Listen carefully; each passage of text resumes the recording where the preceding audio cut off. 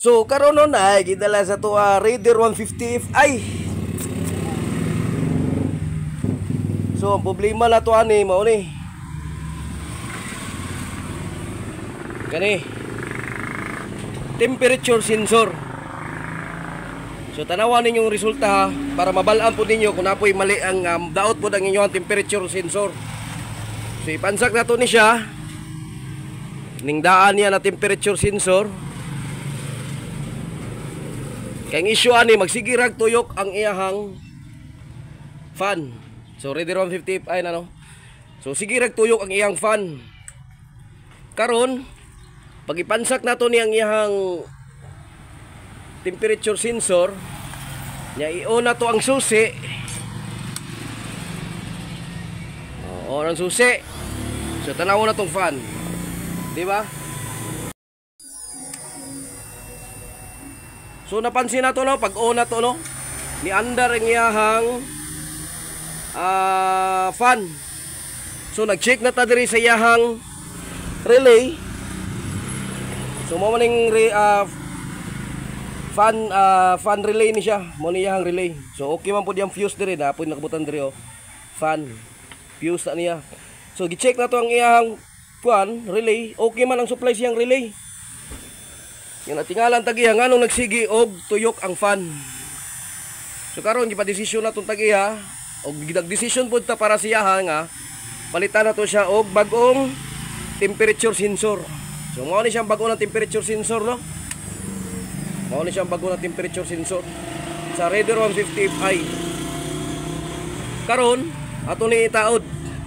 Ipuli na to ni dire. So wala pala to nagipansak no.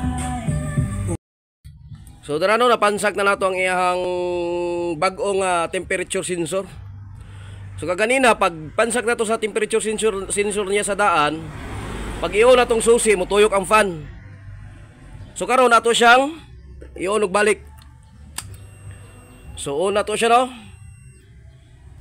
Pagka human obserbahan na tong fan kung nituyok.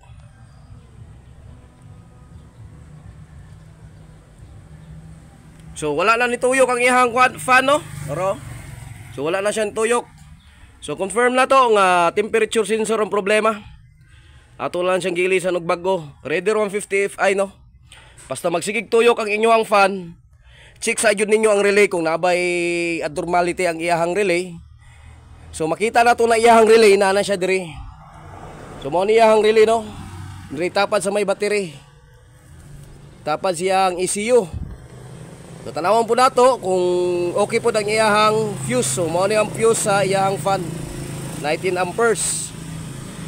Kung wala gyud po nato diha makita ang daot, so diri na ta sa temperature sensor niya. So diri nato na makita no sa iyang ilalom siyang throttle body. So karon nato testingan ni siya. Aton ni pansak nya atong pandaron. Tanawon nato kung mutuyok na ba ang iyang fan, inig-init na kayo.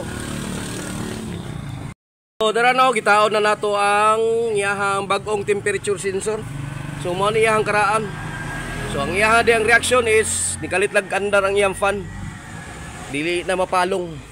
So karon testingan nato siya kon. Tanaw na to ang iyahang fan.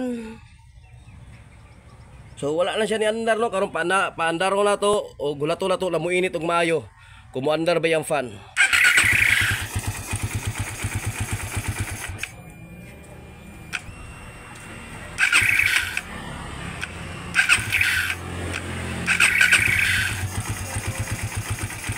So laton sa nato ni na muinit og maayo ang motor. So dara no mao pay pagtuyok sa iyahang fan. Init na kayo siya. So nana sa mga 5 minutes to 10 minutes ato ang paandaran niya. So karon ituyok na iyang fan. So lato na po nato din siya. Hindi mapalong. Kaya init naman po kaya makina kung normal ba ang function sa iyang temperature. So karon no atong pabugnawon iyang makina. Tanaw na to kung muandar ba ang iyang fan. Pabugnawon sa atong maayo kung sakto ba ang function sa to ang temperature sensor.